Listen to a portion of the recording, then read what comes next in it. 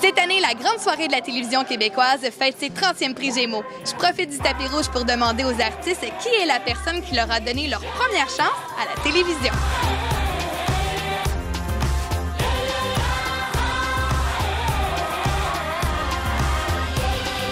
Comme ça, on s'arrêterait à chaque fois si tout le monde était de même. J'adore ta télé. J'ai même pas le temps de gérer ton costume. Attends un peu, là. Je vais être surpris quand je vais te voir juste habillé normal. On écoute la télé, mon frère, cette télé. Oui, j'ai sorti ma plus belle télé aujourd'hui pour te demander c'est qui la personne qui t'a donné ta première chance à la télévision?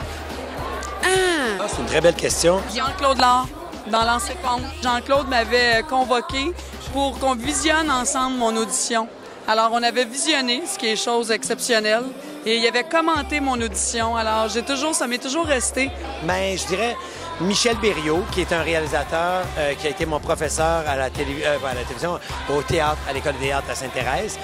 Donc, j'avais joué dans le dépanneur olympique à TVA et je jouais le Preppy 2. On était deux, Preppy 1 et Preppy 2. On allait dans un dépanneur acheter des petits gâteaux vachons pour aller voir un spectacle au stade olympique. C'était ça mon rôle. Et j'étais le même, je parlais, ouais, ça, je vais prendre un gâteau. Ça ressemble à ça. Probablement Mme Lise Payette. Pour quel projet? C'était Marilyn à l'époque. Mais ça, c'est un des premiers rôles que j'ai eu sans audition. Écoute, c'était pour un projet pour enfants qui s'appelait Les Chatouilles. Une directrice un peu autoritaire, rochante. C'était à Radio-Canada, puis la réalisatrice, c'était Martine Pius.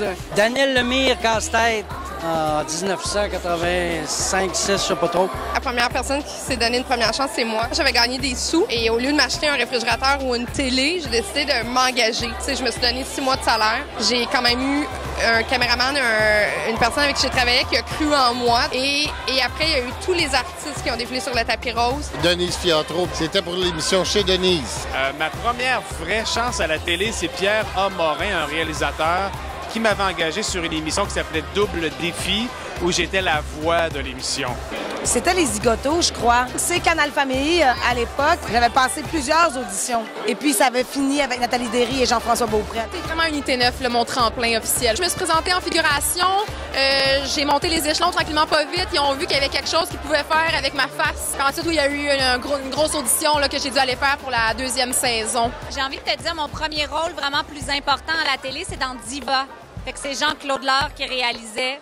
C'était mon premier rôle. Je faisais une espèce de bum qui perversait un des personnages principaux. On allait faire un hold-up de dépanneur. Fait que j'avais comme des scènes de cascade où j'assommais un caissier dans un dépanneur. C'était comme super trippant comme premier rôle.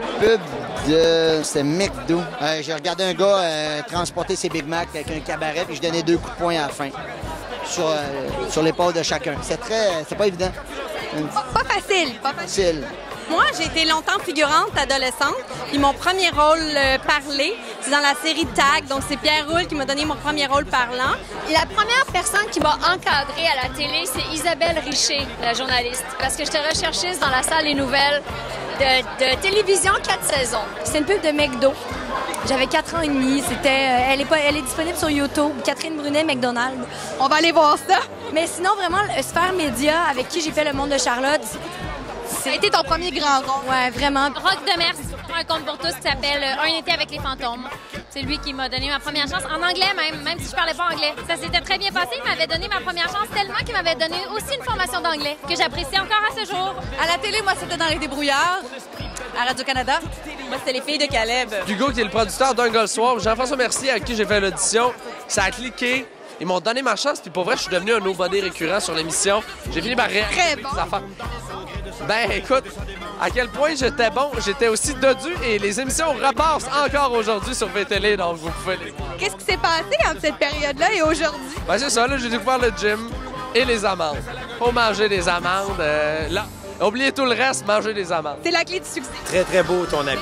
J'ai une gomme en dessous de la main. Je pognais avec. Y a-tu quoi de plus ou de moins glam sur un tapis rouge? Ça, c'est chic. C'est ça, là.